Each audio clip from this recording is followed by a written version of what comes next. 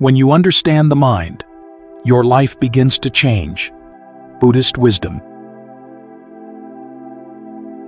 A moment may end in the world around you, yet continue for hours within the mind. Someone says a few words, and the conversation moves on. Your mind keeps returning to the same sentence. It studies the tone, imagines what should have been said, and searches for what the moment might mean about you, about the other person, or about what comes next. The event was brief. Its inner life can last much longer. You may recognize this from your own experience. The body is in one room, while the mind is still inside a meeting from the morning, an argument from last week, or a loss from many years ago. There is no reason to be ashamed of this. Many mental habits began as attempts to protect us. Replaying a conversation can feel like preparation, and expecting the worst can feel safer than being surprised. Their history deserves understanding. Buddhist teaching begins within ordinary human life. Bodies become ill, relationships change, plans fail, and people sometimes act without care. Our history and present conditions shape the way we meet what happens. Understanding the mind does not remove grief, fear, physical pain, or uncertainty. These experiences can still reach us deeply. What changes is the way they are met. We begin to recognize them before they take command of judgment, speech, and action. Anger may arise without becoming cruel speech. Fear may appear without being allowed to write the whole future. Change often begins in moments this small.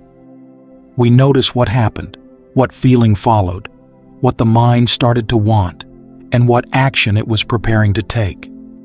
One clear pause can affect a sentence, a decision, or a relationship. Repeated over time, such moments begin to shape the direction of a life. To understand this change, we first need to see what belongs to the event itself and what is being formed within the mind. A compassionate understanding of the mind must respect the facts. Illness affects the body. Betrayal breaks trust. Abuse creates danger. Poverty limits choices. Grief can change the rhythm of daily life. A person facing these conditions may need protection, treatment, support, justice, or practical help. Saying that everything exists only in the mind can make a suffering person feel even more alone. The event, however, is only one part of the total experience. Once something happens, the mind begins to give it meaning. It connects the present with memories from the past. It predicts what may happen next. It asks whether we are safe, respected, loved, successful, or worthy. This happens so quickly that the event and the interpretation can seem like one thing. Imagine sending a message and receiving no reply. The known facts are limited. A message was sent, and an answer has not arrived. The mind may soon add a much larger story. Perhaps the other person is angry. Perhaps you have become unimportant. Perhaps the relationship is ending. An old fear of being left may enter the present, and the body begins responding to a conclusion that has never been confirmed. When anxiety is already present, the mind selects memories that fit its fear and overlooks other explanations. The pain is real, even when the conclusion remains uncertain. The same silence may feel ordinary on another day. When you are rested and secure, you may assume the other person is busy.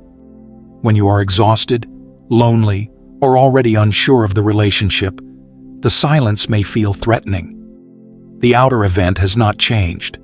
The conditions meeting it have changed. This does not excuse harmful behavior. A lie remains a lie. A broken promise has consequences. A violated boundary calls for a clear response. Wisdom includes what happened outside us and what arose inside us. Leaving out either side makes the picture incomplete.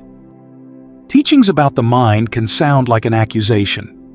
A person hears, "You created your own suffering," and carries blame on top of pain. Buddhist teaching points toward conditions such as childhood, repetition, exhaustion, illness, chronic stress, or an environment that never felt safe. Self-blame then adds another layer. Fear is followed by the judgment that it should not exist. Grief is followed by the belief that recovery should have happened already. A difficult state becomes harder to understand when it is treated as evidence of personal failure. Clear seeing begins with allowing the experience to be known. This does not mean approving every reaction or following every impulse. It means giving the mind enough honesty to reveal what is actually there. Because reactions arise through conditions, they are neither a fixed identity nor a hopeless destiny. They can be studied. Their supporting conditions can change. A person can learn to recognize a familiar pattern before it completes its usual path. A useful practice is to separate the experience into observations. What are the known facts? What is happening in the body? What feeling is present? What meaning is the mind adding? And what does it want to do next? Suppose a colleague criticizes your work in front of others. Certain words were spoken in a public place. Heat spreads across the face. The chest tightens. The experience feels unpleasant. The mind adds, "They are trying to humiliate me. Everyone thinks I am incompetent." An urge appears to attack, defend, disappear, or replay the scene for the rest of the day. If you can see even part of this sequence, the experience becomes less solid. There are words, bodily sensations, painful feeling, interpretation, and impulse. The criticism may contain useful information, or it may be unfair. A private conversation, a correction, or a firm boundary may be needed. Seeing the process gives us a better chance of choosing a response that fits the situation, and that response becomes a new condition for what happens next. This is where Buddhist psychology becomes practical. It invites us to see suffering being formed in real time. We begin to distinguish the wound from the story surrounding it, the feeling from the command that follows it, and the event from the identity we may build around it.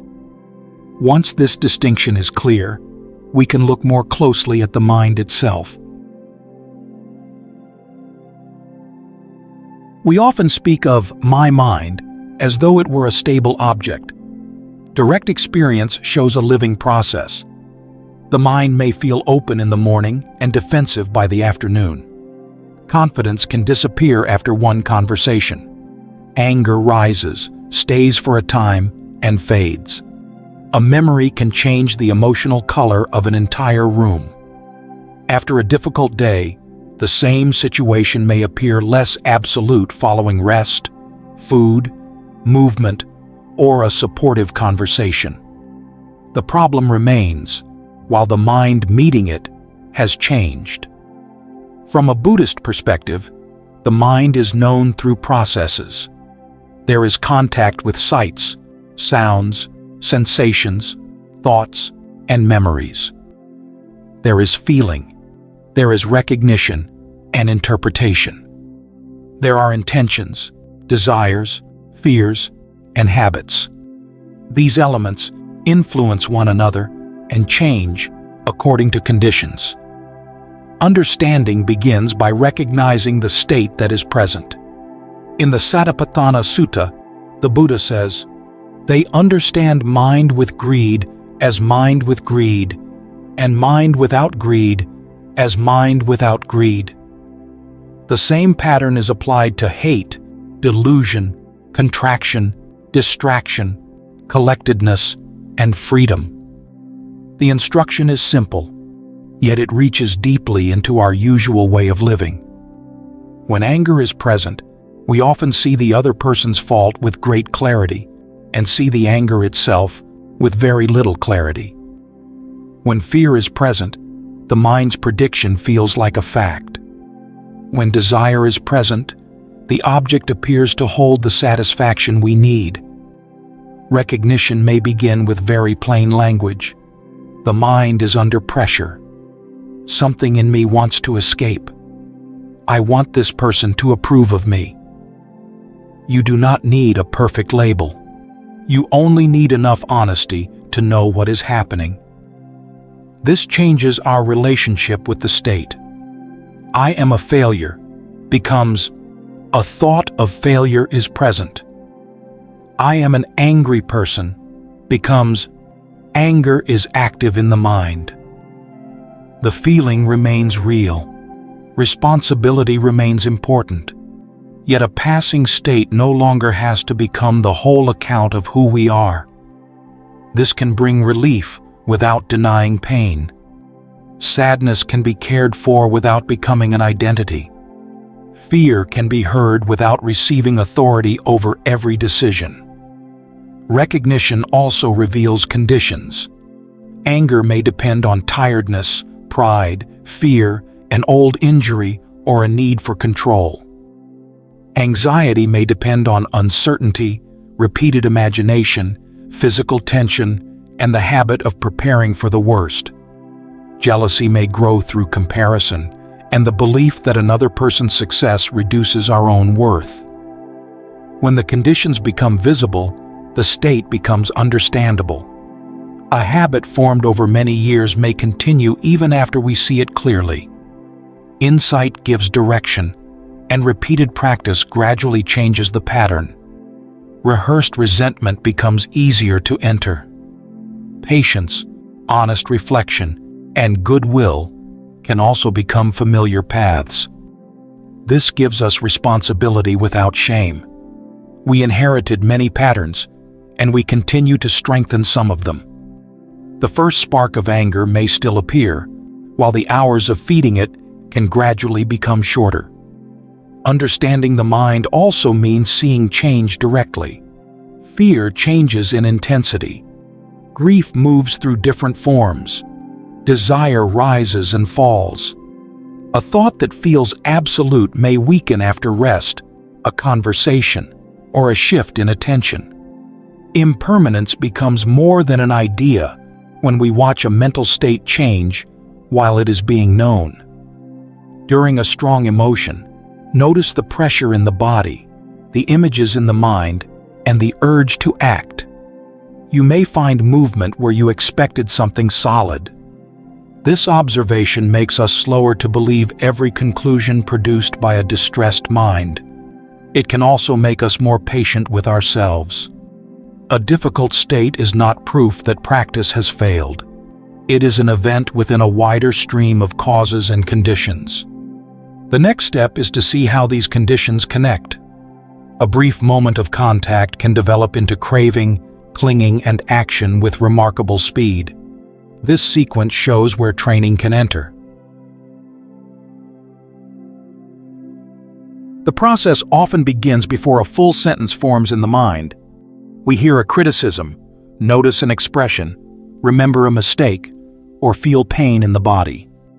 Contact occurs, and the experience immediately carries a tone. It feels pleasant, unpleasant, or neutral. In the 𝐂𝐡𝐚𝐧𝐧𝐞𝐥 Sutta, the Buddha explains the sequence in compact language.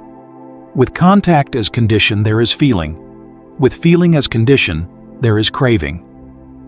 This teaching identifies a decisive movement. Once feeling appears, the mind leans toward keeping, escaping, controlling, or becoming something else. When an experience feels pleasant, we want it to continue. We may want more praise, attention, certainty, or pleasure.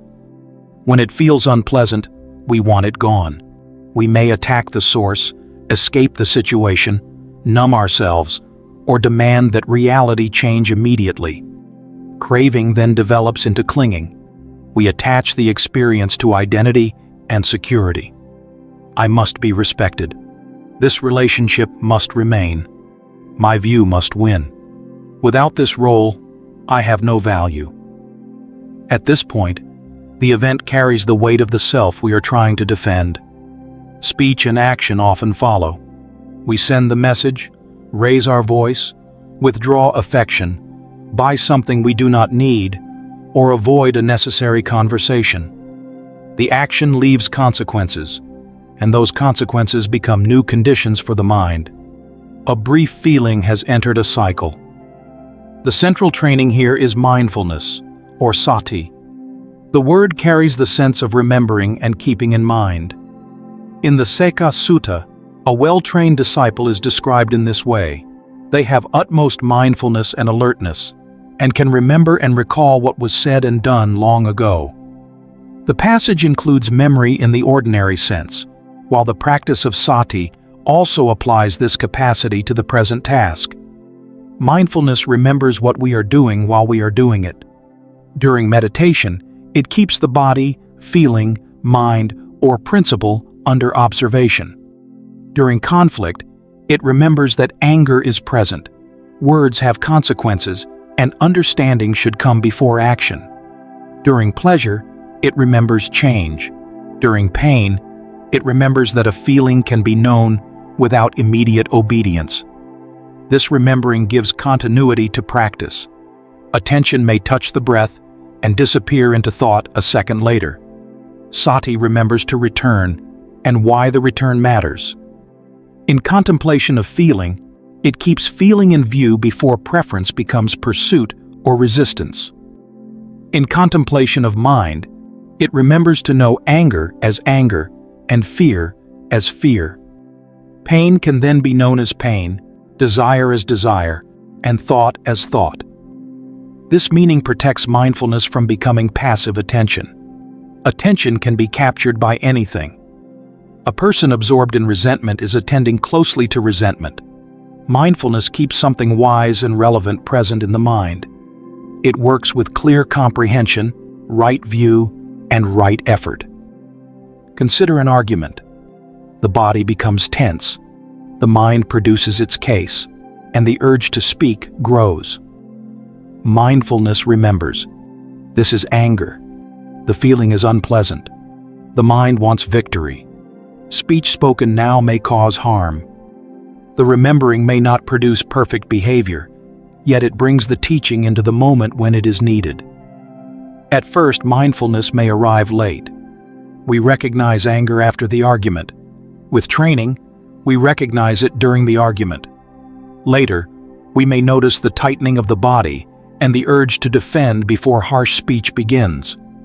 Progress appears as earlier recognition and wiser response. This training has a moral direction.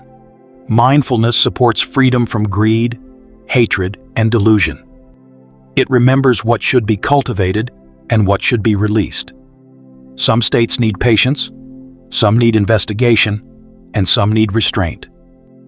A harmful thought may be recognized and then abandoned. A wholesome state may be protected and strengthened. In the Sabbasava Sutta, the Buddha describes several ways of dealing with harmful influences: clear seeing, restraint, wise use, endurance, avoidance, removal, and development. The range matters. A person may need to observe fear, leave a dangerous place, seek treatment, change an environment, or develop steadiness over time. Wisdom responds to conditions. Mindfulness makes that response possible because it remembers both the situation and the purpose of the path. Without this remembering, feeling becomes craving, craving becomes clinging, and action follows before we understand what happened. With mindfulness, the sequence can be known while it unfolds. This is where understanding becomes practical. A disturbance may arise, yet it can be seen before it passes unnoticed into craving, clinging, and action. The mind remembers that another response is available. This becomes more difficult when life brings pain that cannot be resolved through a pause alone. Some forms of suffering cannot be explained away. A person dies. A diagnosis changes the future. Trust breaks after years of closeness. Violence enters a family. Work disappears, or the body loses abilities it once had. In such moments, talk about inner peace can become insensitive when it asks people to rise above their humanity. Buddhist practice develops within this vulnerability. A trained person may cry at a funeral. Fear may appear while waiting for medical results. Sorrow may continue long after a relationship ends. Love and grief often occupy the same place because grief reflects the value of what has been lost. The training concerns the way pain begins to organize the rest of life. Grief can grow into the belief that nothing meaningful remains. Fear can turn every unknown future into a disaster. Betrayal can harden into suspicion toward every future relationship. Illness can become the whole identity of the person who is ill. Awareness can protect the life that remains. A grieving person eats because the body needs care. Someone overwhelmed sends one message asking for help. A person who has been hurt leaves one trustworthy relationship open. Such actions may look small and carry great meaning. Equanimity, or 𝐂𝐴𝐻𝐿, describes a mind that can remain balanced within changing conditions. It still cares. It can act, protect, grieve, and speak firmly. Practical wisdom includes action in the world. Meditation cannot replace emergency protection. Acceptance cannot replace medical care. Compassion does not require continued access for someone who causes harm. A clear mind may decide to speak, leave, report, seek help, or rest. The response depends on the conditions. In the 𝐂𝐡𝐚𝐧𝐬𝐞𝐧𝐭 Sutta, the Buddha names what every human life encounters: gain and loss, disrepute and fame, blame and praise, and pleasure and pain. A trained disciple still meets all eight. Training changes how completely the mind is lifted, crushed, attracted, and repelled by them. Praise can be received without making it the foundation of worth. Criticism can be examined without becoming a verdict on the whole person. Success can be appreciated while its instability is understood. Loss can be mourned without turning it into proof that life has no value. The mind often searches for permanent security in unstable conditions. We want a relationship that can never change, a body that never declines, approval that never disappears, and control over outcomes shaped by many causes.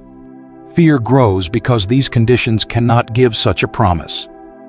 Understanding the mind loosens this demand. We can love while knowing that relationships change, care for the body while knowing that it ages, and work sincerely while knowing that effort does not govern every result.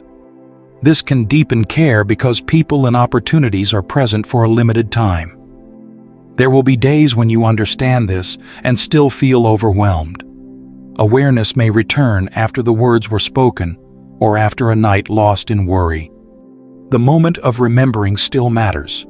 It shows that the mind is beginning to know itself. Progress can be modest and meaningful. We notice a reaction sooner, delay a harmful reply, ask for help, or allow grief without adding self-hatred. Each moment changes the conditions of the next one. As understanding deepens, its effects become visible in ordinary life. Our speech becomes more considered. Our choices are less driven by panic or the need to defend an image. We recover from mistakes with greater honesty, and we become more able to care without losing ourselves. A stable mind can still move under pressure. Its stability comes from remaining connected to awareness, ethical concern, and discernment while it moves. Life may shake us, and the experience can still be felt deeply. It no longer has to decide every word, every belief, or every action.